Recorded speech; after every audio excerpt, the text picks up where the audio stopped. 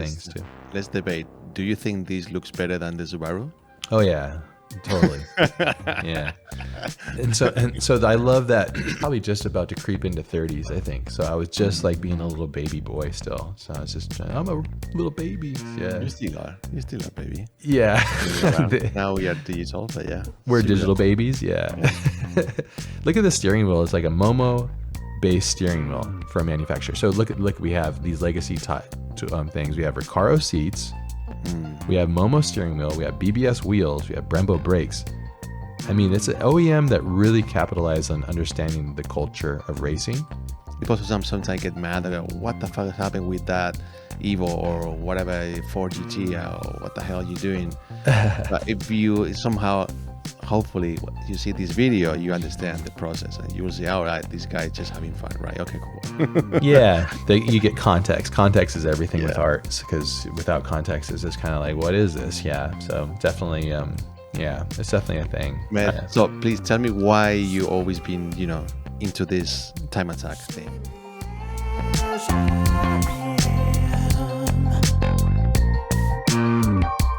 In this episode, I have no idea. Good. I barely remember anything. I'll tell you this. I didn't even check the website.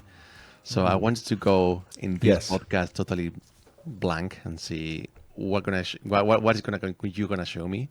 I tell you this. That's the best. What I remember is obviously the render you have already, but the render it blew my mind. It was the white studio and your car in yellow with the massive black stripes. That was wild, and I love that renders. Oh man, I'm really curious about your process, how you get there. So I'm really looking forward for this episode. Oh, well, thank you. There's a lot of struggles with this one. This is another one that I cringe pretty hard on. But I'm so happy that you feel that way. And I feel like when I look at it now, because when I set up the podcast and got every image and kind of found the flow for it, I saw I was like, there's a lot of potential here. It's just I failed on a couple of things that make me really insecure. But it's going to be cool. I was like, maybe I could just come back and rebuild this area or redo the car exterior in a better form. But I have to invent more time in order to allow for that. But yeah, I appreciate that. I love the Mitsubishi Evo. I've owned one. I had an incredible Mitsubishi Evo 8, a white one on non-staggered XD9s, I think they're called. They were amazing. They had this 3 or 4 inch lip, and they're it was white wheels, white Evo, slammed just perfectly. And man, the engine was incredible. It was I think I swapped the turbo out and exhaust and intake, and it was chipped, and it would shoot huge flames out. It was out of all my cars, because I've owned NSX and S2000s and Evos and STIs and stuff. I think out of all the cars, if I were to say I want that one back the most, ironically, I think it'd be the Evo. And I was thinking about this a lot. Yeah, I was thinking, because I have the Raptor now, and the Raptor's white, and it's basically, I was thinking the Evo and the Raptor are quite similar. And this is what I mean by this, is that they're a car that comes from an OEM, so the quality is great, and they're dedicated cars or focused cars. So this car is a focused race car for the consumer. The Raptor is a focused race truck for the consumer. Oh no, you left. Come back. And he's back. Stop. Let's see. Looks like it's still recording on my side. Is it going? Okay, cool. Is it okay it on your seems side? like it's working now. It's recording. So Awesome. So you were telling, you think the Evo. Oh, we didn't and clap Raptor. too. Sorry. Should we clap? Oh yeah, actually. We can start over. Yeah, you think? Sure. Or we can just keep going and clap. Ow, my finger. Is that okay? Yeah, sure. Let's go. We can just keep it in. Who cares? Yeah. We're just having fun here. So Exactly. It doesn't matter really. yeah, everybody knows that we're not video guru guys. So yeah. Maybe in the future. Yeah, maybe someday. Yeah, we'll become professionals.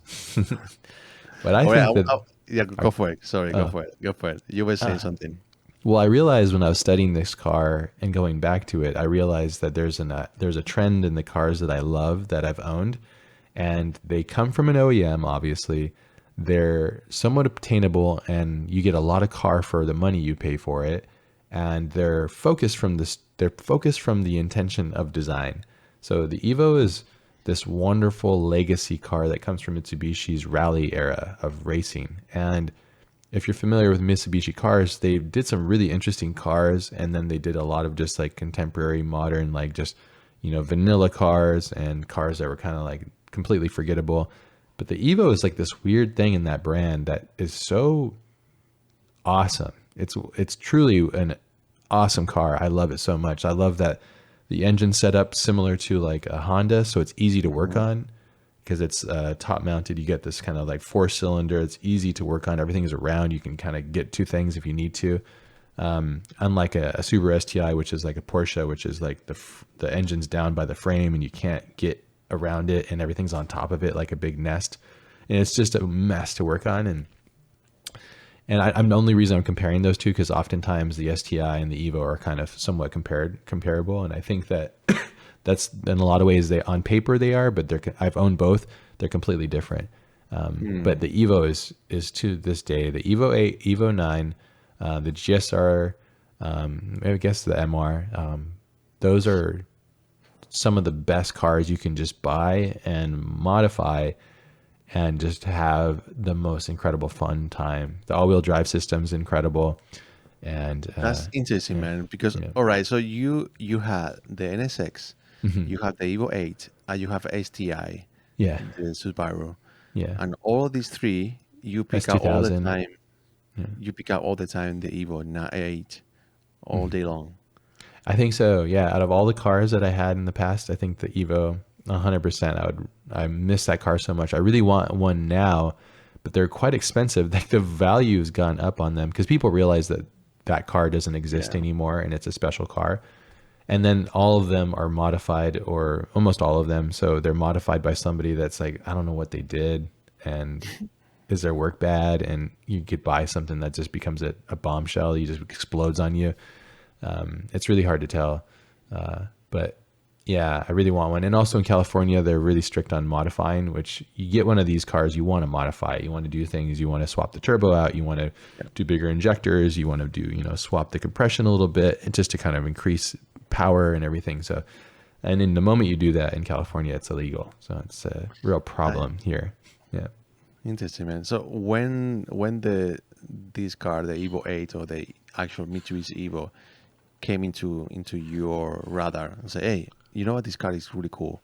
Oh man. When that happened? Do you have any memories or like a click in your brain say that guy is cool? And then when did you decide I want to have it in my car? Yeah, damn, that's a good point. My buddy Joe in college, miss him. He was so great. He really showed me JDM, like the Japanese direct market. He showed me those cars. I was such an American car guy, and my sight was so small. I was into like old American cars, and I was like, yeah, these are the best. And I didn't understand. And he really opened my eyes to the JDM scene. And his brother had a mint charcoal Evo 8 or Evo 9 MR, which is the top spec. And his brother would let him borrow it every once in a while and take it to college, and you'd bring it. I was like, damn, this thing is pretty cool. And then he took me for a drive, and I was like, I'm sold. This is the most incredible. I couldn't believe it.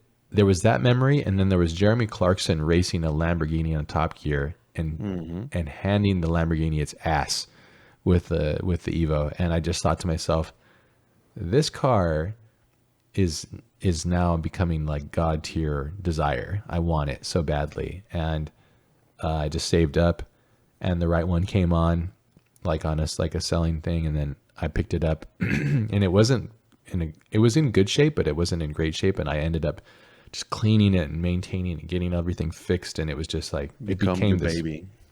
Oh yeah. I loved it so much. It reminds me of my daughter. She was just a young kid, and she would sit in the back and I think she was in the car seat, but I would always like put it on the boost, and she'd like try to take naps, but we didn't want her to, so I'd like, she's like, stop. I'm like, no, Awful like, father no, yeah, figure. no napping for you, It's like full boost, yeah.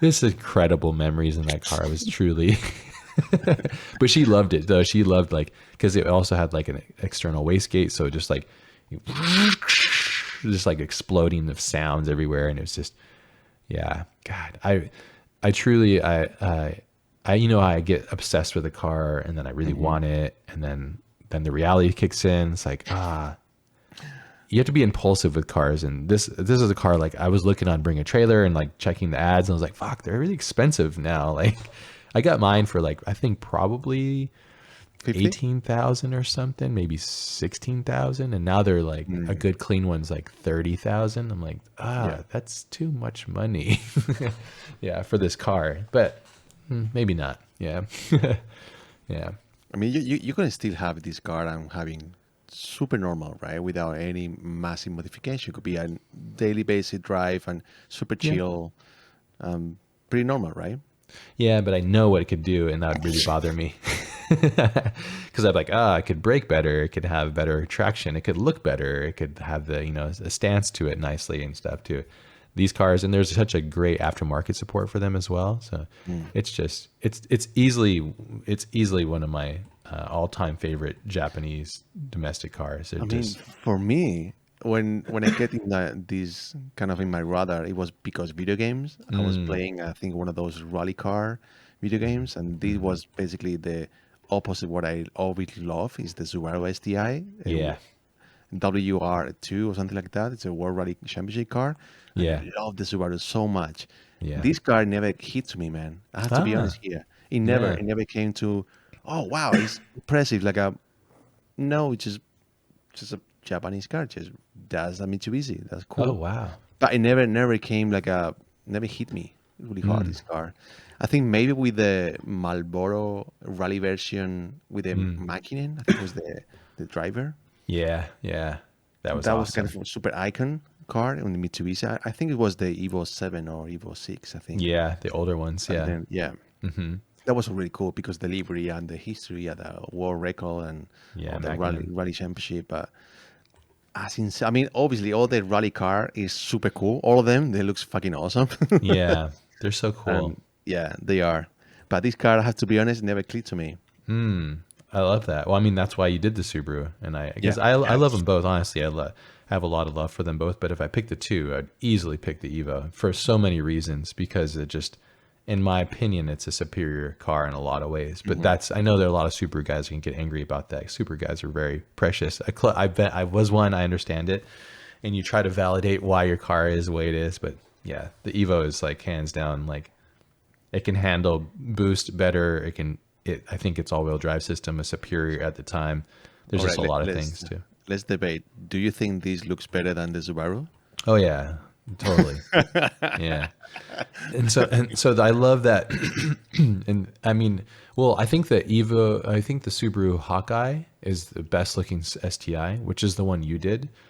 I think that's the best design iteration of that car. I didn't like the Pig Eye. I didn't really like the Bug Eye. I haven't had the Hawkeye, but I've had the Pig Eye and the Bug Eye. We call it that. I don't know the name of the actual chassis number, but and they look awesome. They're fucking cool. Like, I'm just saying because I love this car so much and this platform, I'm such a fan of it. This feels like more like a fighter jet, or the design comes from its own thing. They both have their own language and stuff, but man, this thing is just the coolest. It truly looks unique and special. Yeah. I give it to you this. What I love about this design, this Evo, I think it is the 9, right? Evo This 9. is going to be the 9. That's correct. Yeah, because it has these two slats back down here. And this I like the separate removal. fenders lines, Yeah, the front and the rear fenders. It looks beautiful. yeah, Those classic lines. second and hip. the second hips, similar as the BMW M3. yeah, yeah. I love this kind of a nice The E30. bulky- E30. Yeah, exactly. Yeah. This bulky muscle side fender. Looks beautiful. Super clean, but at the same time super sporty. Yeah, it's a sport. It's like an S, like the car's Yes. making. It's showing you the race. It's showing you the road that you should drive the car on, and it's always reminding you of what it is, which love. The Subaru has it as well. Again, I don't want to sound like I don't like the Subaru. The Subaru is fantastic. I've loved those cars. I've owned many of them, and I've worked on them, and I absolutely hated working on them because they were horrible to work on. Because they were just, you want to change the spark plugs on a Subaru, it's like the most annoying thing ever because you have this much tolerance of like between the frame rail and the actual cylinder heads, and you have to get the tools in there. It's just a nightmare. So it's just, it is what it is. But I feel like the Evo, another reason why I really love this car is the interior. So this is an MR spec. So they have 3 specs, if I recall. We have a standard edition, which is called the GSR. I'm just reading off of facts that I've gotten offline. They all have the same 2.0 engine, liter engine, the 4G63, which is a Mivec engine. The engine's awesome. The engine is like can handle so much boost and just keep going. And then there's the RS Sport, Rally Sport, which is, I think this is what I had. I think I had probably a GSR. And then the MR, which is Mitsubishi Racing, which is like the high performance variant. It has built-in shocks, lightweight BBS wheels. Think about this also, like the partnerships that they did. They had BBS wheels on a car from the factory, Brembo brakes. This one had a revised 6-speed manual transmission, better acceleration, so the gearing was better. It could handle the boost and get it going faster. And this one had aluminum roof panels and door beams to reduce weight. So they just did like all of these rad things, and again, this really reminds me of the Raptor. The Raptor is like this truck that was designed off of Baja Racing heritage, and you feel it in every movement of that truck. Especially the first gen and the second gen, I think you feel it. Now it's becoming, it's evolving into a different vehicle in certain ways, but you still feel it. And I feel like this car too, you feel it too. It's just like the legacy of the story car, rally car. Yep. Yeah. You have these little, I forget the name of these things they have. There's like these little wind, they channel the wind so that it goes down and grabs basically the back and goes through the wing to create more downforce. I mean, look at the design of these things. Like that's such a weird thing to put into that, rigid, sharp body form. I always remember this because it kind of looks like a xenomorph or something, It's so cool. Yeah. Yeah. Yeah. And the wing, the wing is, come on, man. The wing is epic.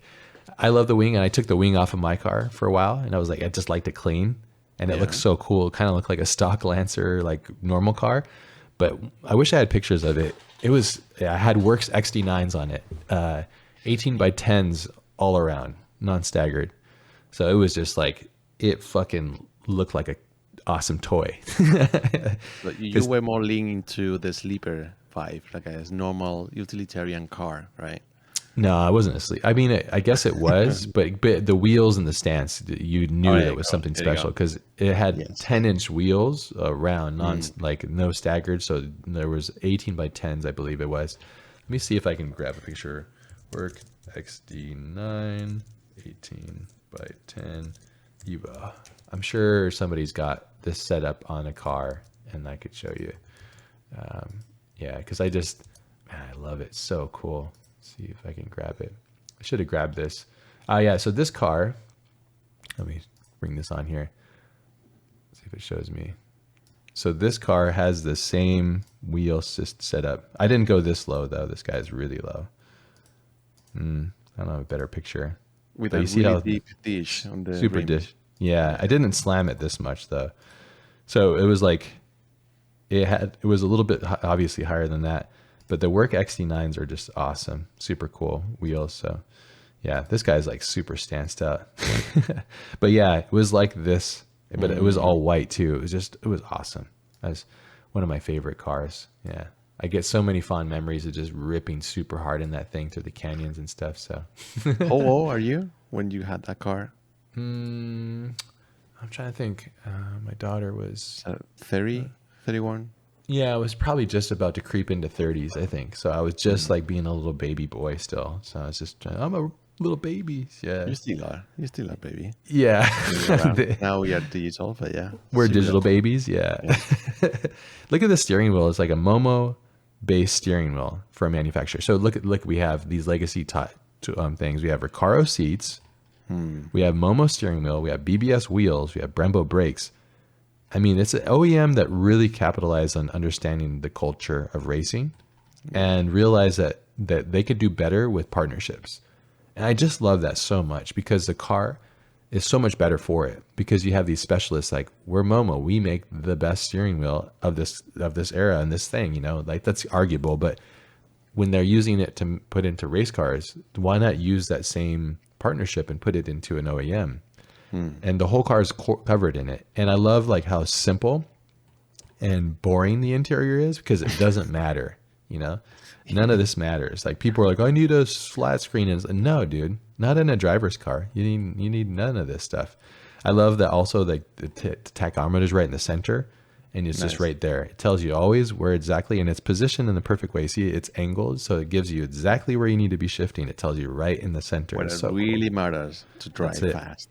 Yep. And this is at the time too, that this was such a cool thing. It had 3 different versions of driving modes, because it would switch and change the driving profile of the car too, which is so cool. Tarmac, gravel, and snow. And it's so awesome. What is the Lancer dial? What is that? The Lancer what? The Lancer dial. What is that? I think that's just like on there. I think this is probably another thing to show you potentially like oil pressure or something. It's just like a dummy thing that you could probably replace it. Like this car, it looks like they have an aftermarket. They have like an oil temp, or there's an oil temp and a voltometer. So this is like aftermarket thing that they put in there. I think it's like an ashtray or something. No, that's the ashtray. Yeah. The materials inside here are bad, and they're just like kind of like painted plastic, and they scratch really easy. Of course. Yeah. Yeah. Like you can see it here, like the wear and stuff. But to me, it was like when I had mine, there was like those blemishes, and I hated that because I'm OCD. And so I would, I was eventually going to get rid of them or replace them with something else. But I thought to myself, it's part of the charm. It's like this cheap, kind of shitty interior, but it's exactly what it needs to be, light and simple. And then here's the baby right here. This thing, this engine, and this technology that they developed in this engine is insane. It's so awesome. It's such a cool engine, very easy to work on, can handle tons of boost, can go as long as you take care of it. It can go very long. It's just a great engine. And Mitsubishi did it. The new advanced engine from Evo, right? In this one was different, a little bit different, a little bit new technology in the way the valve work, right? I believe so. Yeah, the MyVex system. I think this was when the Evo 8 and 9 came out. I believe, I could be wrong, and I'm sure somebody that knows much more about this than I do, they will know. But I believe that this engine, I used to know this by heart, 4G63. That engine, this is what that is right here, the MyVex system. And I think, it's in the valving and how it like transfers air and it can handle lots of compression because it's, a turboed engine. And man, on boost, these things, it just moved, man. It was epic. It was just, it was a true addiction, this car. I really loved it. We should also so I searched for this guy. I was like, who designed this car? So I asked GPT, and I love GPT and I'm always using it.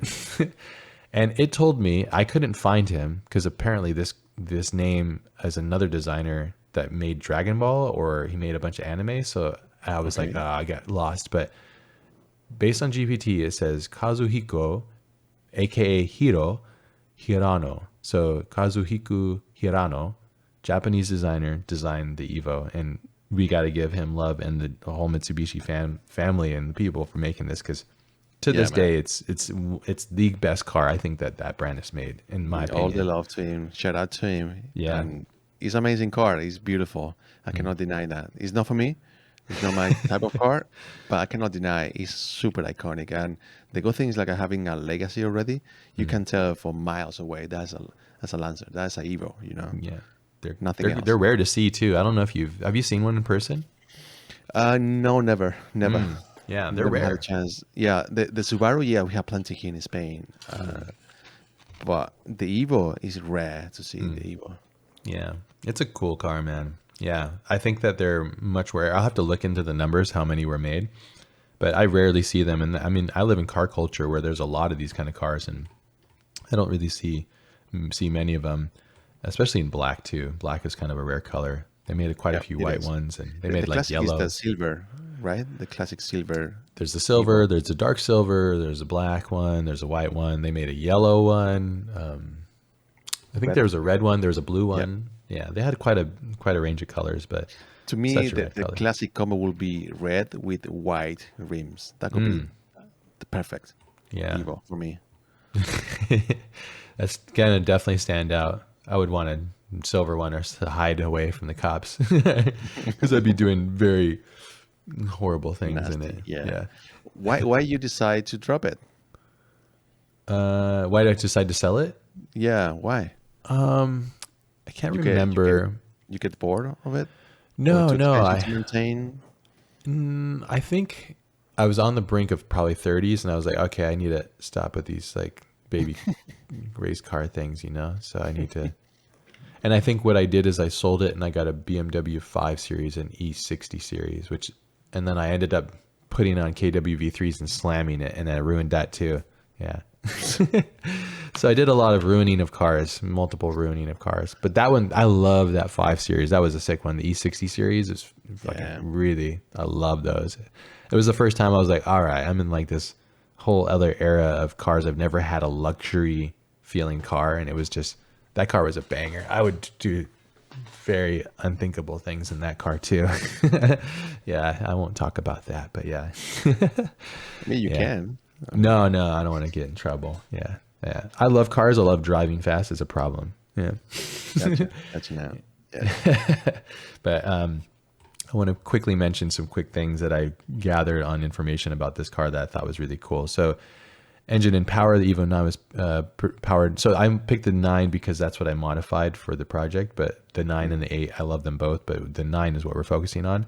This engine is just 2 liters, the inline four that produces 286 horsepower, which is pretty crazy considering, you know, at the time the technology tuning. Because now engines are doing certain things at different levels, but pretty impressive. This is the MyVec 200 technology. 290. 298 or 286. Yeah, that's about so. Yeah, yeah. That's a lot for Yeah. four-wheel drive. That's amazing. Yeah, yeah. So and it's got an all-wheel drive active center differential. It's got a super all-wheel control SAWC system, which includes an active central differential, limited slip front differential, and active yaw control system. The setup provided exceptional handling and cornering stability, especially for high-performance driving situations. I don't know how to describe it, but that system, all-wheel drive and active center differential, it basically when you enter corners or exit or enter, it kind of helps encourage you to drive faster and brake, but at the same time, it helps you through tough situations. If you're a little off or you've entered a little too fast or you're coming around and you're getting a little understeer, it's, I don't know how to describe it. It kind of like works with you, but without getting in your way too much. And it's just awesome. It's such a, Do you ever notice that? oh yeah, yeah. It was, yeah, that's why I loved it so much. It was like a car that on paper it's like the Subaru, but when you drive it, you're like, oh, this is a completely different thing. This is a car that I've literally experienced, loved, had for probably like a year or two, probably 2 years. I had a problem. I would keep going through cars. So I maybe had it for about a year and a half, maybe 2 years. But it was a car that out of all my cars, the NSX probably drove the most incredible. It's like a baby McLaren, but the Evo had this whole other thing to it because the NSX is real drive and it's kind of like a Porsche. Like you can brake it to the line and you can hit your apex, but if you go off of that, you're in big trouble, man. Because yeah. you got to be able to have a lot of balls to lean into it and counter into it. And I'm not a professional driver, but the Evo, a lot more forgiving and can work with you. Right? Yeah, the all-wheel drive system, the way it kind of moves and works with you on the road is just incredible. And it's just Man, I mean, obviously, I don't have that much experience, driving cars, and I never had the experience to drive a real wheel drive or neither 4x4, never. So Oh, man. always I wonder. In my head, it makes sense having way more fun driving a wheel drive than the 4x4. As you mentioned, 4x4 is so much forgiving. Yeah. But at the same time doesn't demand that drive experience also. Maybe possibly, I don't know, just guessing. Oh no, it definitely does. It makes you go further than your ability, which is fun. It makes you actually encourages you to be courageous with your driving. with makes a sense. four-wheel drive. All-wheel drive, yeah. All-wheel drive system is like, hey, let's go. We can go further now. Oh, Okay, we can push it further. Yeah. but in terms of having fun, I just I'm gonna sound really stupid, but based on video games, when I play video games, Yeah, real drive. Yeah. I was just I mean a real drive, Corvette or Porsche or BMW or just so much cool, just drifting a little bit.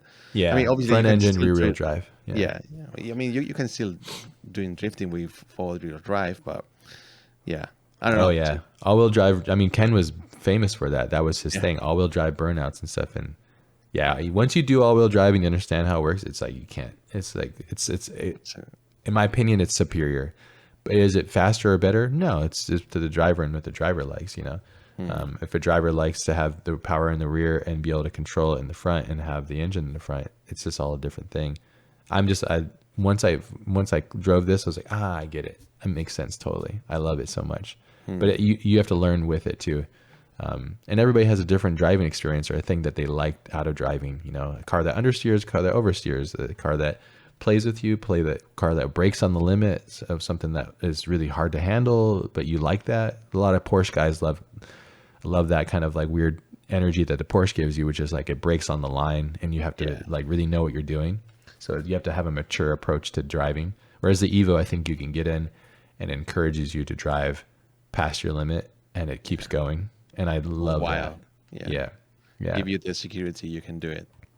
Yeah, which is fun, to me, I guess. And I guess you could say like, oh, this is like, that's like having a dad help you out with your, while you're walking or something. That's an interesting analogy.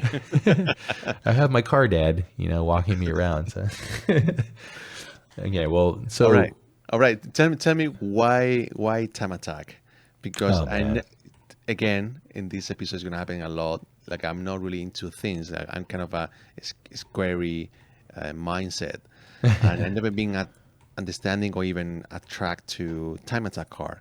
To me, always been like a over-the-top car with some wild shit on top, right? Yeah. So please tell me why you always been, into this Time Attack thing. Oh man, I love this stuff. So my friend Joe, who introduced me to Best Motoring in the JDM scene, he introduced me to Best Motoring, and Best Motoring is this like Keiichi Tsuchiya and like all of these like legendary Japanese drivers would do these wild tests and stuff, and they'd go on the time attack stuff, and it was always like kind of built in my head like the ultimate version of your car is only versing time. It's the driver, the machine, and time, and that is the best. And so a lot of it takes place at certain circuits. This one's Tsukuba Circuit, and I just love it. And I've always been obsessed with it. And so when we did Ferris's C6 Corvette, I'm like, oh my God, this is like the most amazing shit. And he's just dominating. I'm like, this is awesome. But so I've always loved it. And the Evos specifically for time attack are usually insane, and they set some of the most incredible records. And so for me, it was like low hanging fruit. Like I was like, oh, I can just like, I can build my dream time attack Evo, because now it can, and time attack, if you're not familiar with it, definitely look into it. It's incredible. As I explained, it's all broken down into the machine, the driver, and their versing time. And I just love that purity of how it works. And it's so cool. And these cars are so stripped down, and they're so aero focused and weight focused and driver focused, and everything has got to just be so precise. And as you know, like I love when a tool or something has so much purpose that the design of that purpose takes over and it just it cannot not be that thing. It's just a race car, and it can't be anything other than that. And It's about performance. It's about that is priority first, and then if you get away with the design, that's what it is, right? It's not really that much to do, because aerodynamics or the actual engine or the actual transmission or whatever obviously compromise on your car. That's what it is, and you take that, right? Yep. And you either know if it's working or not because your numbers will say so. So it's legitimately like, it's like you're going to either do well and we're going to have numbers to prove it, or what you're doing is wrong. And it kind of reminds me of like the Bonneville salt flat racing, where guys are just kind of figuring out, how do I work with air and get my car through air faster and smoother and cleaner? And also, because you can put all the power in something that might not get you there or might not get you there safer. So you have to figure out how does this car interact with air, and how does it deal with braking, and how, because oftentimes they'll just do like one or two full on hot uninterrupted laps, and those are the times that they can set, and they'll get a warm up lap and then they'll go and rip and do one more lap, and it's just so cool. Man, And these always cars are been- just, yeah. Sorry, I think always I'm being intriguing about all these aero studies of how to make the car faster in the track. So to me, but what I always is intriguing to me is understanding these people. They have a deeply understanding, I guess, just guessing, deeply understanding of physics and aerodynamics, how it affects the car, and based on the track of what kind of curve, what kind of weight of the car, what kind of suspension.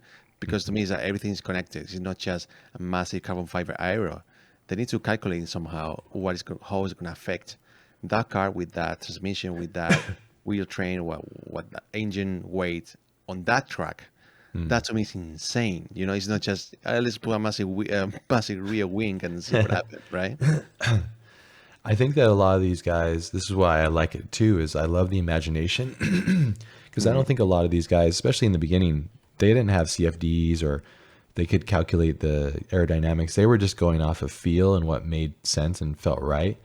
And I love the imagination that's attached to that, because then you get like under Suzuki's car. I don't have it here, but like I just have more Evos and stuff. But like we need downforce. Okay, we need to channel the air. Okay, like it's sure, this is what you do, right? Like that you create channels for air to create high and low pressures of zones of air. And you don't have to be like, Adrian Newey to like, I don't know if that's how I'm pronouncing his name, but like you can definitely be him, but you can also just imagine. And I love that. And there's so much imagination in these cars, and I absolutely adore it. And I love, like how it's definitely a Japanese culture thing where it's like, go to the level and then beyond that level. And it's so cool. It's just awesome. I love the fact they purpose each as going fast on the track. Yeah. Therefore, you have that look, and the look is not really a priority. But then, this is always we talk about this, right? When you have a purpose, the design become beautiful because you have a purpose, and the design looks cool, and then it becomes a kind of a paradox of this is cool, and it's looking cool because it has a purpose. Kind of a weird, right? Yeah, it's like I brought in some epic fighter jet and bomber references, and the ones on the left is really a reference for one of our other cars, but it's the same idea in my mind. And that's what I love about the Evo. I feel like if I could think about it, it's like a purpose-driven car from the factory, and then it took on a culture of its own through Time Attack and became so legendary in the space because it had all these roots. And of course, when you do Time Attack, you're going to rebuild the whole engine. You're going to pull everything out from it. And so nothing other than like the silhouette and like maybe the A pillar and B pillar and maybe roof will be somewhat the same from the factory. And the rest of the car is going to be completely removed and changed. But I just love the idea of these skunk work designs, and these technologies are just so cool. And I feel like they're all kind of connected to this thing. Like, as you said, it's like race cars are awesome because, especially Time Attack ones, in my opinion, because if it works or it doesn't based on can it catch the numbers. Like, look at this guy. He's drilling out parts of the door hinge to reduce weight. It's like everything that you can do to reduce weight, you do it. It's like so many thoughts, so many things are considered. It's like, where can we add up all the marginal gains? Like, they bashed up the frame rail here just to get this, probably like this big pulley in here.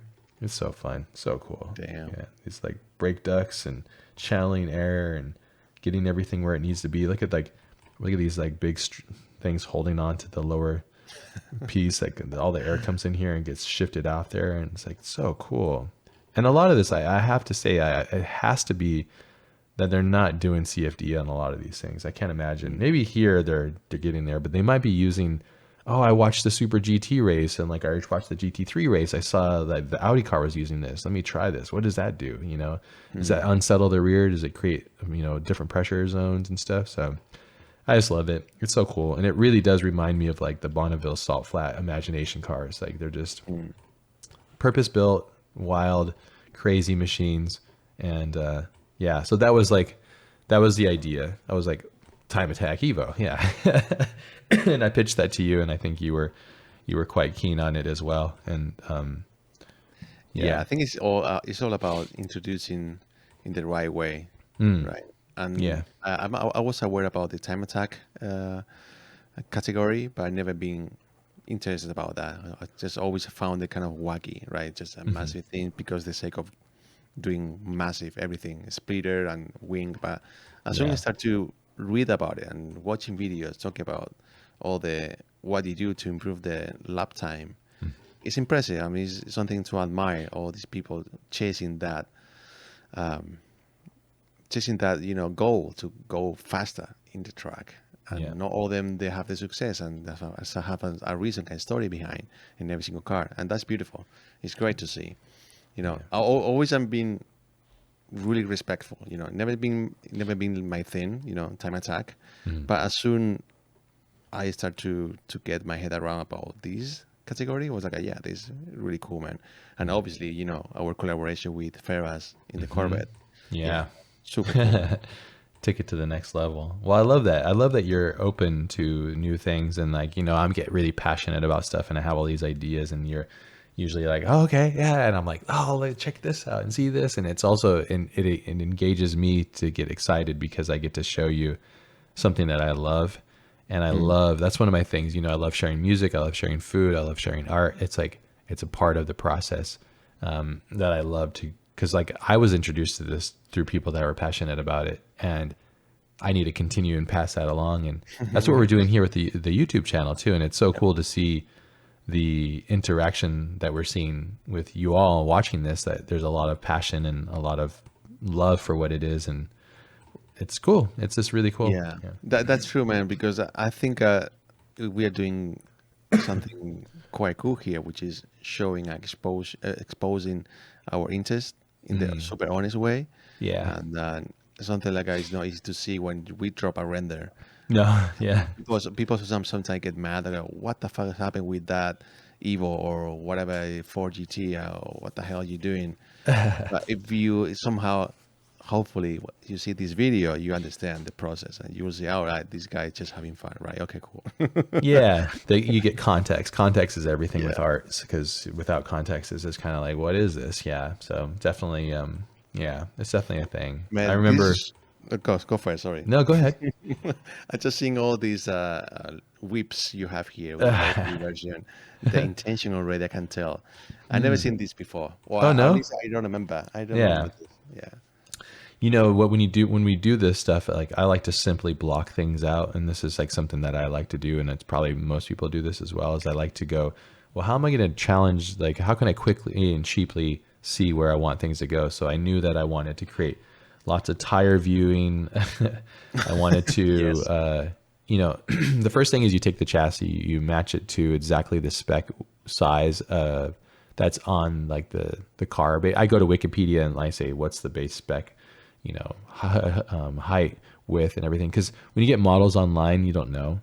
I think this is a Squire model, or I don't know what it is.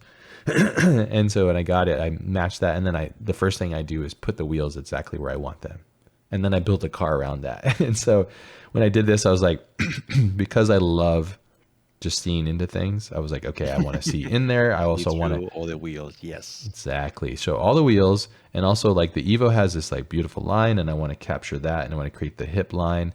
And I was like, oh, well, instantly, if I go this wide, I have to go into the doors, because the rear door, if you didn't do that, you just have like this big wall that sits there. And then I wanted to cut the bumper, and I wanted to do center exhaust. I knew all of the things that I wanted to be. It's almost like when I played Gran Turismo or something, I wanted this Evo. This is the Evo I wanted to play, So I went exactly for that, and I just went, full out. And I was like cutting and moving. Then I realized, oh, crap. I gotta redo all this stuff. And I realized I was like, oh, I got to go into the door. And as you can see, this model is, it's got untouchable. Yeah, you can't do anything with it. Can't do anything to it. Damn it. Yeah. It's not low sub D. It's all triangles. It's just like optimized for whatever. You were literally fucked with this. Yeah. It was, this is horrible. And it was a big problem. And this is actually the beginning of the end right here. So, but I kept working because I'm stupid. Why? Well, because I was like, this is actually a good thing to teach everybody. It's like, I had all the goals and the ambitions, but I didn't have Yeah. the modeling skills, and I had a Yeah. really bad base to work with. So I had an impossible base to work with. Basically, if I wanted to do this properly, I'd have to remodel. Entire car. Yeah, probably 80%. Like I wouldn't have to do the trunk, wouldn't have to do the lights, but I'd have to do everything else. And the real problem when you're doing this is you have to match it to somebody else's model and those lines. And it's no matter what you do, you're going to be doomed. And what we love to do is we love to find, if we can, on the bases, we love to find a low sub D or an unsub D'd car or a version of it that we can go and go, oh, okay, cool. I can align my polygons to this so I can create good flow and everything can work. But I was so stupid, and I was also just like, I don't care. I'm going to go full power. And I think this is the only one I could find at the time. So I was like, whatever. I'm sure there's probably better ones out by now. This is years ago. But yeah. And then, love just it, man. putting I pieces love it. together. Yeah. I love your intention of going. Either way, you know what's gonna be the final goal, and you want to try, and you went bold. It's just, yeah, you know what? I try. I'm gonna try. I'm so stupid. No, I think it's really brave, man. And I wouldn't even dare to try, you know. But you always been like this, and I really appreciate it. I really admire from you doing this, you know, and putting on your limits. Because I know you were in your limits, like, fuck, I need to do this. I don't know how to do it, but I'm willing to try, and again and again and again and again, try and try. Thank you. I'm like we say we're like a dog, like a stupid dog. We're just like keep working and trying, trying to go at it. And yeah, I felt like an idiot dog. So, but it was fun. There was a lot of things that I remember doing. I was like, oh, I wanted to create the dents and the glass and stuff. And then I realized now I'm like, I didn't put a receiver on the other side. Usually you have a receiver to receive the bolt. It's just a bolt that has a dent into nothing. So stupid. There's so many of these things. Saving some weight, man. Of course. Yeah, exactly. The cage worked pretty good in there. And then this is like later on in the process as I was trying to clean up some of the design. I changed things. Obviously, this one like sweeps back more, and I went with more of a bold look to it. And this kind of stuff to me is like very easy to model. It's like you kind of figure it out and you add a little things here. But when I start to go into like trying to create line flow that matches the stock car, I was like completely screwed. But I was like, I'm going to fight this by just cheating things and adding details and making it look as if it was the race cars that I was using as reference too. So yeah, here's me like drawing. Hold on here, this sketch, but before that, something like I love about your approach is like you're not gonna go super complex in terms of the actual modeling, because you're thinking also how I'm gonna build for real. If I have the chance to do it for real with your own hands, this how actually you will do it, right? Without any 3D printing or anything like that, just you with your hands, and maybe a sheet metal, and then boom, you have a diffuser. Yeah, like a stupid guy, like an idiot. Yeah. But also something like I love about your process, you do this quite often, is doing a screenshot. Oh yeah. Really studying what is going on before going further. So you're making your own notes on top of your screenshot. That's really useful. Something like I should do more often as well. Yeah, we talk about that too, the difference in approach, because I think a lot of it's because I don't know how to model as well, especially at this point. I'm quite better now, but I'm still nowhere near where I want to be. But what was helping me is I would get lost and I'd get so determined, like so destroyed by the process that, man, and oh no, this isn't working, or this isn't lining up. And so I'd have to remind myself very, very quickly of what my intention is, so I don't lose sight of what I'm doing. And it just kind of creates a roadmap so I don't get too lost in the process, So, yeah, look at this. What the heck? Wow. Yeah. that diffuser. I mean, I know there's not any body behind of the new fenders. Yeah. But basically, it's a everything ring placed, not the ring house. Everything just rip off. Yeah. Love it. That's when I realized I was like, you know what? I'm just going to go all in and just make the most crazy thing. I don't care. And actually, I remember seeing a car that had something similar, and I was like, whatever, like. Yeah. I think it is practical real. That's what people do with the Evo. Yeah. Well, I thought to myself, I was like, I could definitely like. What I realized is like, the car looks so crazy, and I want to just keep going crazy. And I realized, I can't go that crazy and just keep the stock wheels or the stock rim or the stock wing. I mean, so I was like, oh, let me see what this looks like, and it was just after that I was like, okay, now the car just looks stupid, so let's keep going. And then I had to bring up the hip, and that was really funky and weird. Like there's a lot of issues all over the place. I'm fully aware, Okay. but I still had fun making. Yeah, the Man, front and everything. I don't remember the hips. You Oh keep yeah. it? I don't No, think right? so. I think I changed it. I think I brought it down. I could be there though. I'm not sure. We'll see it. Yeah, because ultimately what I should have done is something like maybe like this, like a little bit more Hmm. streamlined and a little bit more kind of clean, maybe less like rigid, and keep the stock wheel, wing or something. I don't know. But Gotcha. yeah, I was just being a complete idiot, which is fun. Yeah, this is me like laying out this simple and also trying to cut this in here too, and like just yeah.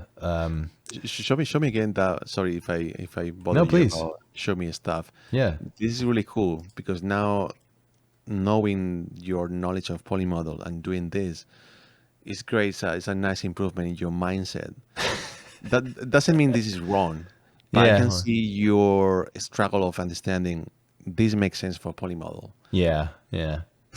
But don't get me wrong, I'm not the guy to tell you this is wrong No, or right. I'm not the I polymodel don't feel expert. that. No, but But I, this is super interesting to see your mental process of this how I will do the polymodel to yeah. increase in the detail further in the project. Yeah. And it's so cool to see it, man. Yeah. It was a struggle, but I appreciate it. Yeah. Eventually got there.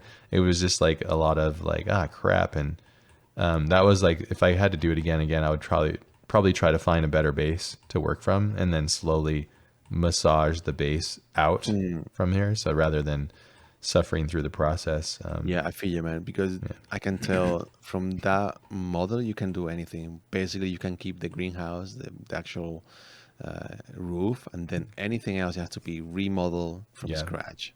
Yeah. Crazy. I had to quickly blend everything. It was a nightmare. So I But think I love the commit. That's what I love. I think in that time we were both working, or at least oh God. if I Yeah. remember, we were working really hard in some projects, Yeah. and you never came saying, you know what, Carlos, let's do something else because I cannot this put it off or this doesn't working. You were like, no, no, no, I'm I'm coming with determined. this. Yeah, I'm doing this without polymodel or not. It's Yeah. happening. So stupid. Yeah. I think you have to have a bit of stupidity in order to do cool new things. You have to be kind Yeah, of, we are. yeah, Bit you have on to it. be dumb enough to be like, to fool yourself into a situation where you can't get what your way out of. And it's like, damn it. Yeah. Here I am trying a bunch of wheels, Nice. different like looks of them. I was like, oh, this is kind of cool. And I eventually locked in on the 1552s, which I believe these are them, or there's a variant of them. But yeah, it looks kind of cool. I was just trying to see what it would look like. I think if I did it again, as I mentioned, I would have a better base and I would go more towards a middle line between the wild thing that I made and something that's a little bit less crazy. So more like, and there's just so many iterations here, Will be more like like this the one kind of. evolution of the Evo, like Yeah. what Mitsubishi will do in time attack, right? Yeah. If they had like a team car when they didn't go super crazy, what would it look like kind of thing? And so kind of something like that. So it's just not as gnarly. And then this is also, I don't know if that was this build, but I remember when I was working with Ken when we were doing, it was the Kazi car. And I realized when I was in Octane, I would be able to do clay renders all the time. And I realized there was a cool thing about making clay renders where you can just kind of see the form. And Ken loved this when I was doing the Kazi. He just loved seeing it in the pure, clean, matte white look of it too. And so Interesting. I think that I could be wrong, but I think that I just tied these two things together, and I was like, I think the Evo, I'm pretty sure I was working on it, and I was showing him the Evo. He's like, "Whoa, what the heck?" That was fun, and yeah, it was definitely a part of the journey. Yeah, here it is. I guess I did keep with this one. Look how bad this is. My God, it is so bad. It's all so bad. But it's true you kept until here even two options, right, for the rear fender. I believe so. Yeah. Yeah, I can see the other one with the NACA duct on the side view. Yeah, the real beefy That military one, yeah. crazy one. Yeah. This one turned into like what I would consider like a complete remodel of the car. And I think I can't remember, ironically, I can't remember which one I ended up going with. I think I went with the crazy one in the end. But it's good to see that I actually tried to keep this one. So never actually, I guess I did do a kind of a somewhat simpler one, but it's still trying to keep the stock thing. But there's so many problems with this and things I would change, obviously, Yeah. because it's just a What nightmare. about this process? Now you are in different stage where you're not doing this anymore, where everything is white, and then see how the car looks. Yeah, I just wanted to see it outside of like the viewport because the viewport's very deceiving, like how light cascades on forms, Gotcha. and I just wanted to see if it was Quickly. working. Yeah. Yeah, like, is this working what I want? And I could see that where the highlights are hitting and then like how boring things looked and how I missed everything. And like, then I was Yeah. like, oh, I can tell also using different lens to see how react the car in the camera. yep. Yeah. And this is like before I was using a lot of wides and then I started using wides and trying wides more and getting more familiar and comfortable with using wider lenses. And, it's always a win to put the car in black and to try that out and see Always. it. Yeah. Always. Yeah. And then I realized when I saw this, I was like, oh crap, this is a cool concept, like yellow wheels on black car. So I was like, I need to come back and do this. And then Definitely. just trying to see how the light works. And I realized, oh, this is one I'll just go with. I'll just go with like the super brutal, crazy one. And this is the one I ended up going with, I think. Yeah. Yeah. Hmm. Yeah. Which is like, Damn. I completely redid the car and turned it into a complete savage, all in kind of approach. Yeah. Yeah. Man, I don't remember anything of this. Yeah. To Me me, it neither. seems like a new thing. New car. It's a really ugly new thing. Yeah. So brutal. Yeah. It was so truthful and so honest. Yeah. There you go. Yeah. I can see already the hints of the final product, what it could be the Evo, your Evo, the green one on the top front view. The front Oh, yeah. view. This one was a finished. I Yeah, think this was one of the finished renders. Yeah. Yeah. I can tell. Yeah. Really cool, Yeah. man. That was a struggle. And then you just kept hitting me with like bangers every time. I was like, oh, damn it, dude. And then it just kept getting worse because you kept getting better. And I kept going, I'm not going to go that far.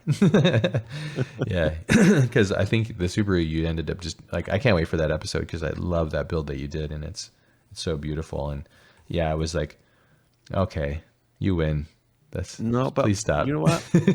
I think I was really far from really hitting the mark of time attack car. I went to the route of DTM size view, something like that. I don't know. It was kind of a It mix was like a of DTM hybrid time trial, a time attack yeah, kind of car. something Yeah. like that. I think you hit the mark of all right. This is a time attack, legit time attack car. Wild shit. I don't know. I think they have both, bit of both potentially. Yeah, maybe your car would do both things with both series, so it could have the different things. Yeah, this is the black one, and then especially at the time, I was like, well, I sucked at all that stuff, so I can at least do some design stuff, and I love design, and this is where I come from, so I could rip these babies Wow, out super fast. So, this is so cool, man. yeah, it's fun.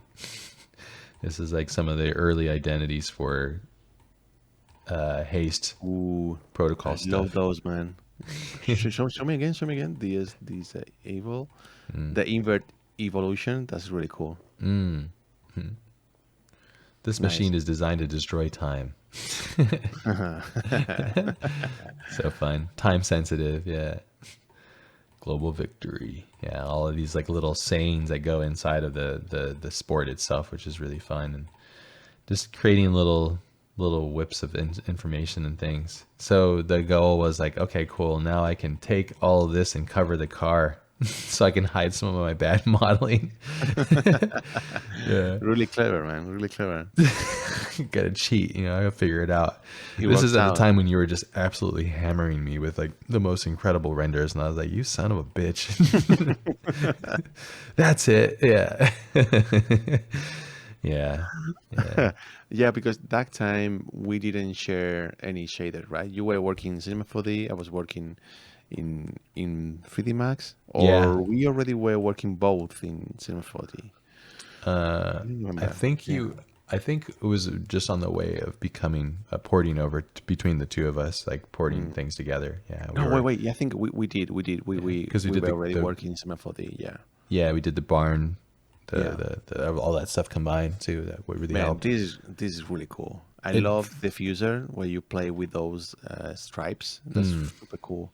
Thank you. This is when I was like, okay, I can breathe a little bit because then I can hide. I can hide behind design. So maybe a lesson too is like flex your strengths and try to use it to appeal to yourself so you can keep going. Because yeah, I got into a place where I was like, oh man, this is no good. But then I realized, oh, it's okay. Like if I can just lean into a strength that I have, which I feel like it was design, I was able to design and hide a lot of things. And here's kind of like one of the more finished renders from it. So, but it I looks think like a this. toy because there's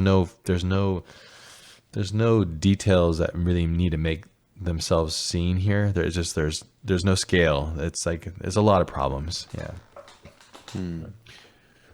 What will you do again, or what could be the point when you in this project right now in this PRF you stop and continue with different roads from the beginning, maybe just in the modeling process, Yeah, all the or way from the beginning. Yeah.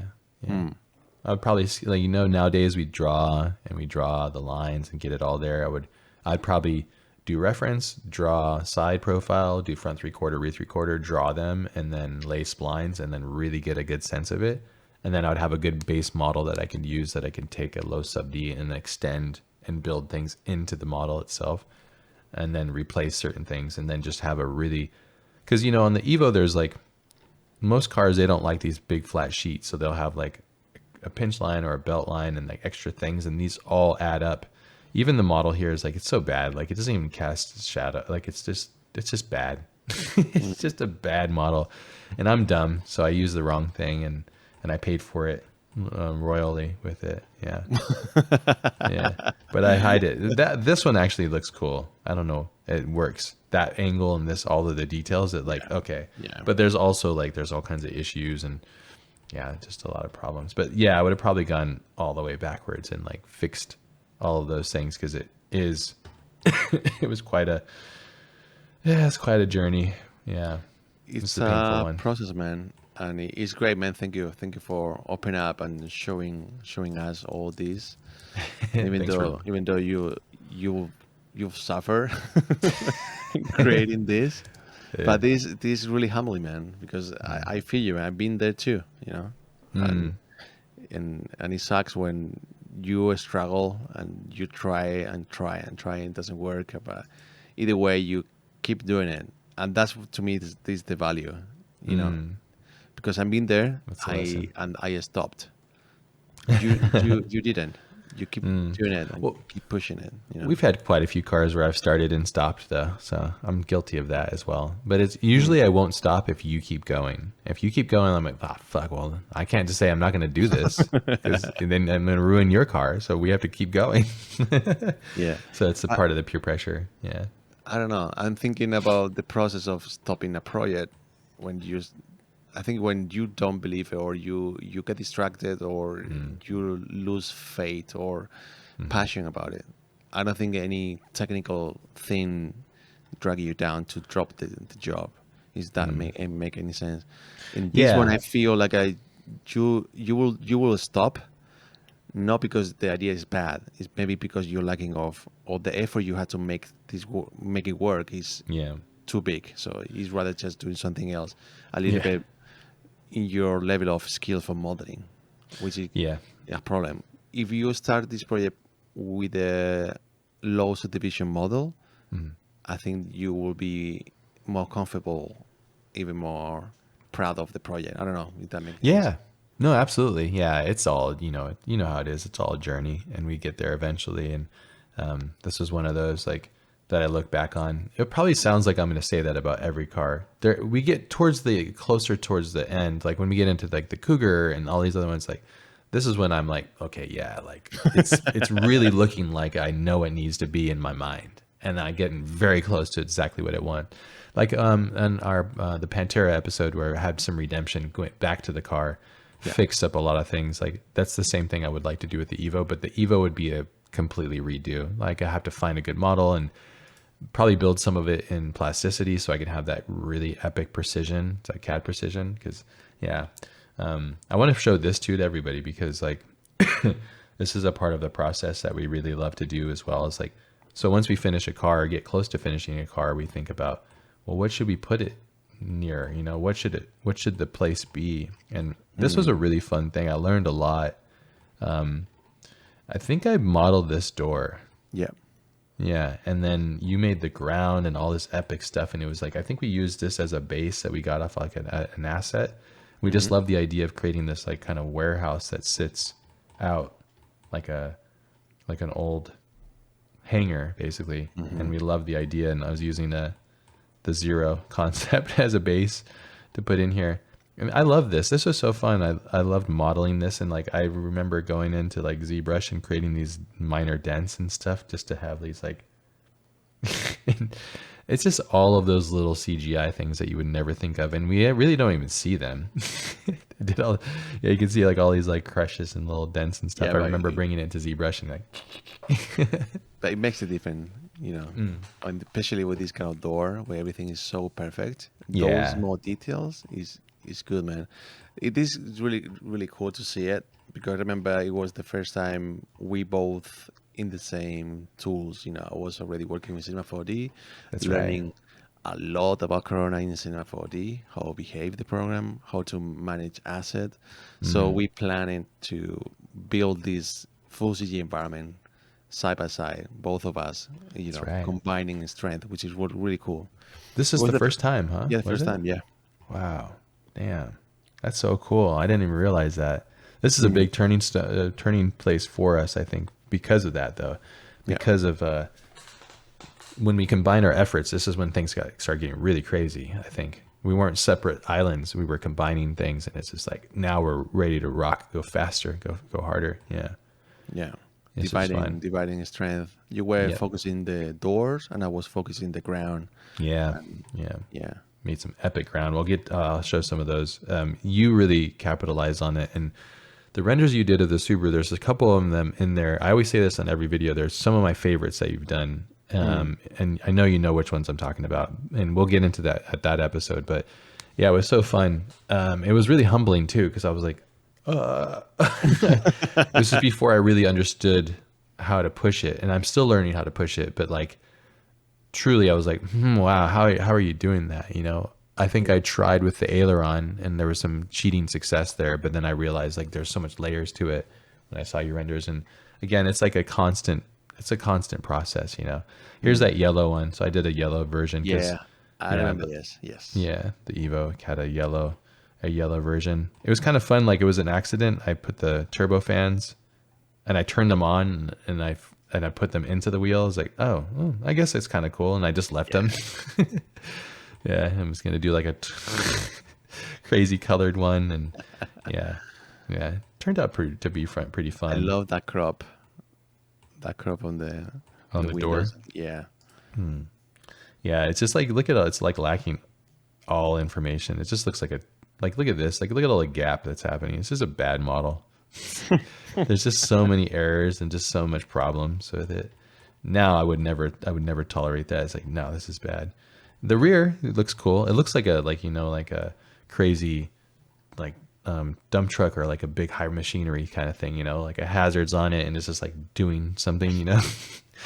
Yeah. I remember when I saw this, I was like, yeah, and using the decal and the tire and everything and pushing the advancement, I was like, okay, this one works, and this makes sense because I can't see all the things I don't like. Yeah. This is the money shot, I would say. This is the money shot. This is really cool. I would say this could be your signature. I can see here, this is you. And this is awesome. Just making batshit crazy, silly stuff. Yeah. Like an idiot. Like a stupid dog. Yeah. Oh, here we are.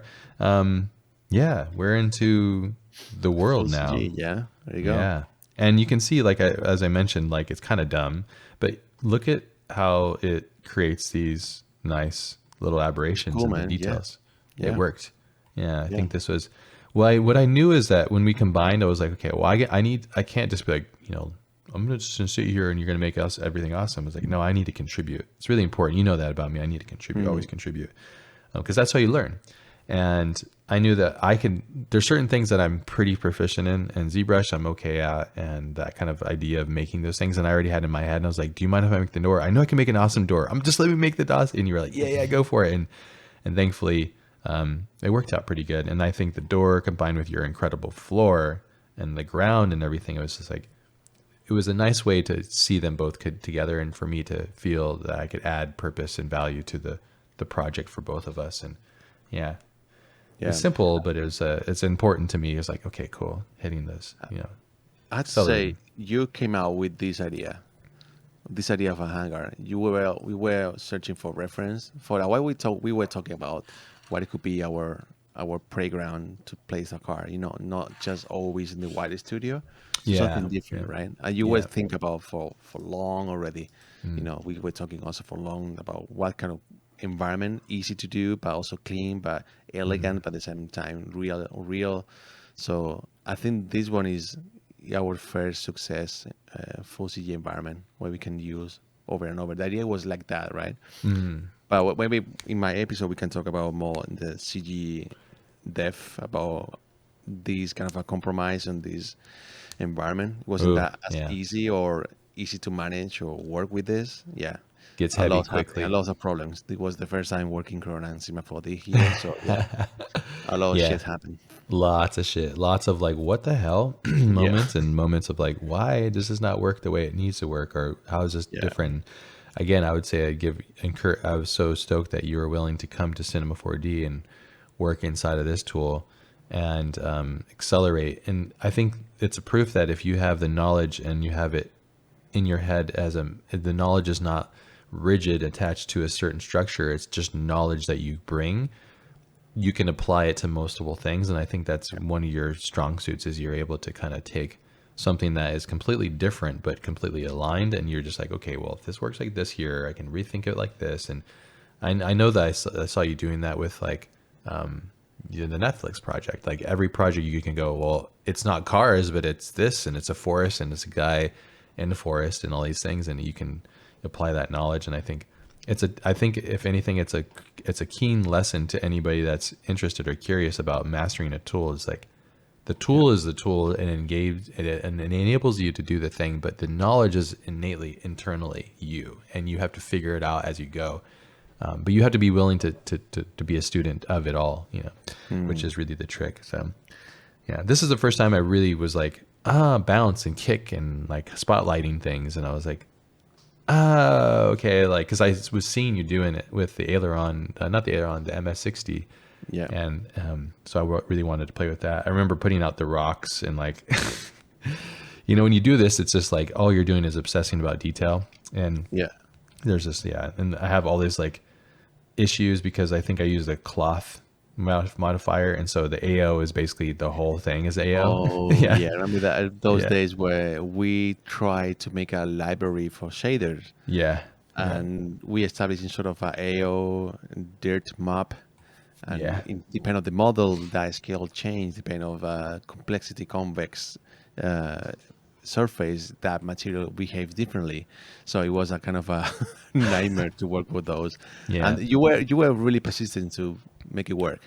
I tried to, but I still failed myself too. Again, this is another, because the reason why this is unfailing is because it's based on a procedural, right? So it's procedural, and it's based on distance from geo to geo, and it works really great on edges when you have geo to geo. But when your whole thing is, because I'm using a cloth modifier because I didn't have thickness and I was too lazy to make the edges, so I just made the whole thing, and then I paid for it dearly. So the whole lesson here is, don't be lazy, find a good base, and don't be an idiot. So yeah, dude, this shader, when you put the groundwater in here, I was like, oh my God, so good. And all these extra things, and just the depth of it, so good. That was crazy. I talked about the CG ground in some point, next episode possibly. Yeah, you should. It's just another thing. It's like there's all of these levels that you can go into and how far you go into it. It's like, do you want to dent the door or not? You know, when I see certain projects of ours or other people's, it's like, you could have went further. I know you could have, you know, but you stopped for whatever reason, and that's your reason to stop. So it's okay. Yeah. It's not that happened to you as well when you lie yourself, when you think, all right, this is good enough. And you back of your brain said, really? Do you think this is enough? Maybe with another 5% could be even better. Yeah. But is even worth it? So you are always, I mean, internally for myself, I have these debates normally. All right, should I push a little more? Is that even worth it? Nobody cares. Yeah, why bother? Yeah, fuck it. Yeah, it's fine. It's cool. Boom. And then you lie yourself, and you know back in your brain, could be better. Oh yeah, I don't know. I'm constantly doing that to myself. Yeah, you know that.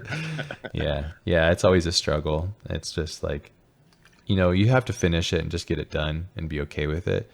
And if I were to show myself at the beginning of my journey of doing cars and CGI this render, I would have been like, "Whoa, this is so cool!" And I would say, "Well, you're the one that made it," and I'd be like, "Oh my god, I'm so proud of what I did." But then when I look at it now, it's like, yeah, I could definitely push this further. It can keep going. And mainly, like I said, it's at the core. It's not this render to me as an image. It works, which is cool. And there's some issues and errors, and there's some things that I could have done, but it's okay. But as an overall concept, I think it's just failed in a lot of ways. And again, back to the original issues. So I love putting the car in there. That was fun. Yeah, I was like, let me put the car in there. Yeah, this is when it got really fun, because you're just like, now we have an environment. Oh my god! And now I can just put the car right here and move it right here, and then like transition it. And I was like, oh, this is so cool. Like, there's just so many fun options and things to kind of expand upon on here. And out of all of them, we're getting closer to like when I was like, all right, we're here. I've arrived to where I wanted it to be the whole time. And these renders probably get closest to it. Yeah, that's cool. In this moment, do you remember any struggle, for example, with these two? Any particular struggle with technical or the time rendering, because that was the beginning of Corona too? Yeah. So I came from Octane, and Octane is so incredible fast, so rapid. You know, it's like real time, it's GPU based, and it's just like rips. And Corona was like going like 10 years backwards. I was like, oh, it's so slow. And also, these scenes got really heavy. I was always like, I would never work with like expensive heavy scenes. I was like, nah, I don't want to. I would just want to go fast. And you've taught me to slow down, to be more patient. And so these scenes, they eat a lot of RAM. They take a lot of time to parse. On the limits, I guess. Yeah, I think I easily 70 or 60 gigs. Yeah, 70, 60 gigs of RAM. Something like that. It's super heavy. I have to say, it was my bad. It was really heavy. I think coming from 3D Max, where everything, you can really drop a lot of shit, and 3D Max manages really well. Yeah. 40, not as much. That's one of Cinema's weaknesses amongst a couple things. Yeah, that's one of them. It can't handle big data. And Corona inside of it, I think this is a while ago, so it's gotten way more robust, much better. But yeah, this was at a time where it was a bit of a struggle to work with. But to be fair, it's not Cinema 4D fault. It's just my lacking understanding and just pretending I can get away with everything. And no, be careful. Yeah. With the amount of geometry, the size of the texture, and the amount of detail of displacement and all that. It's really important. Well, I think that's why at the time Cinema 4D and still is not seen as serious as like the other programs, because it does have that issue where it's like you can't throw all of that geo at it. It's a problem with the program itself. I love it, but you got to, with all these tools, there is a limit, and you have to be able to point it out and say like, that is a legit problem. Like, why can't this software actually handle that much data or allow me to be free with that much data?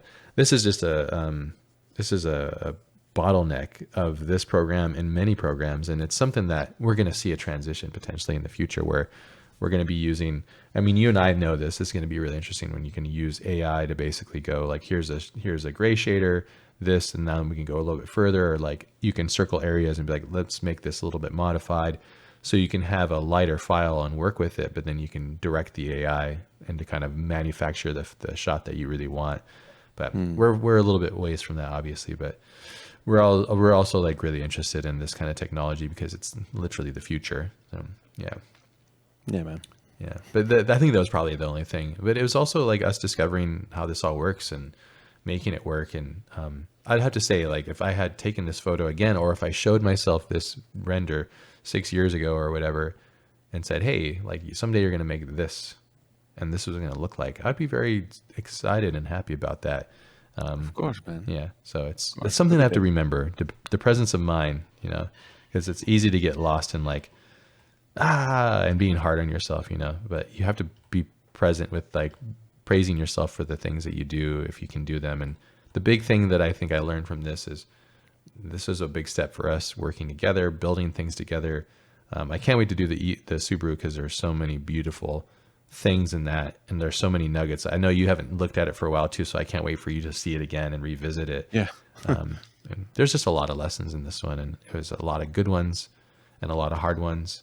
And hopefully the ones that I learned, the hard ones from, if you're listening, you can maybe jump over those ones and save yourself the grief. Or maybe you need to go through the same problems if you're stubborn like I am, and you need to be basically humbled. Yeah. Thank you, man. Thank you for sharing all this. I have to say something about that too. It's cool to see you as well struggling and analyzing your own work and renders and see all the flaws and being understanding about yourself. You know, be willing to accept it. And you know what? That's what it is. You know, I think it's a massive lesson there because I have to say, I'm a struggle with that in all my work. I'm not really proud, so always I'm willing to improve it because I think what I'm doing is not good enough. So you have to be gentle with yourself and not be too harsh, and you know, be willing to accept it what it is, and you can move forward and shift your perspective. Right? Yeah. You mentioned, you know, if someone show you, hey, you can do these kind of renders in 5 years, you'll be fuck. Oh wow, amazing, that's great. And now you're doing it, yeah, you feel like shit. Oh man, that sucks. Kind of a weird, right? And shifting twisted brain and something really valuable there the way you describe it, you know, just looking your work and say, man, this is fucking good, this is great. Yeah. I appreciate that. Thanks for that clarity, and thanks for the reminder. And yeah, I think that's exactly it. It's just being present and being like, okay, like I could be better, and it's okay, and I'm going to be better. And this is the 12th car out of the collection. We're now 32. So we're a double, and it's an exponential thing. So it goes up in quality. And I've learned from this one, and that's a good one. And that's one thing that Carlos and I talked about, like doing these videos. It's almost like a very cathartic experience for us to look back and almost kind of project back what we've learned and be able to kind of look back at it. So maybe it's also could be good for you as well. If you're listening, if you're like, say you're having struggles or you're being too harsh on yourself, maybe have a cathartic moment, look back at your work and kind of give it a fresh perspective, and remind yourself that you're trying your best. If you are trying your best, which I know on this, I was trying my best, but if there's always going to be some sort of thing that's going to misalign with your expectations. And that's really the trick, is just, okay, what's the expectation? How can I manage that? And how can I make it so I'm less disappointed or destroyed by it? Because I would say the current cars, the two ones that we're about to release, I feel like it's getting closer, you know. Mind you, I have a secret weapon, but I think with like your build, I feel like you're getting closer to what is in your head and acquiring that, you know. I'm glad you I guess not. I'm glad you mentioned that. Yeah. But after, you know, I think I'm working with that model for 2 weeks, and now it's been almost done for a month. And every single time you look at it, like, it could be way better. So this is my way to say, man, thank you for this reminder. It's a really good one, and this is my takeaway for today. You know, and I love that. You know, I need to remind that. You know, all right, next one it could be better, but you be gentle with yourself, and this is good enough. Yeah, love that. That's good. I like that we have a takeaway. That's a good takeaway too. That to be kind to yourself when you're growing and you're learning. As long as you're learning and as long as you're pushing forwards and you know that you're accelerating, just be kind to yourself in the process, because it's already hard enough. Yeah, which is really tough to do. But if you can, just be kind to yourself. As long as you're doing, yeah. Thank you, man. I appreciate it. And thank you for all of the lessons and all your kind words and the encouragement. And it's been really fun to come back to this, and I got lots of fond memories, and I might be searching for an Evo at some point. Yeah. I just gotta get one that I can afford. An extra play car. Yeah. Okay, man. Yeah. Yeah, thank you, man. Thank you. Likewise, always a pleasure. It is great, man, catching up with you and see and having all this surprise internally, your hard drive and showing all the process. It's fucking awesome. I can't wait for the Subaru. It's gonna be amazing. I'm not looking forward for the Subaru. But no way, man. The Subaru is epic, and you have some incredible renders in there, and that one's gonna be really fun to play with. Yeah, I would say I was proud because I was kind of managing working in Cinema 4D. I felt smart. Oh wow, I'm working in Cinema 4D now. Huge leap. Took it on a new tool and absolutely smashed it. So, and it's always inspiring again. It's like, that was inspiring. I was like, well, I mean, freaking, he came over here to use this tool, and I better freaking finish this thing. No stopping. Keep going. Yeah. Yeah. Thank you for today. Appreciate it. Thank you, man. Thank you.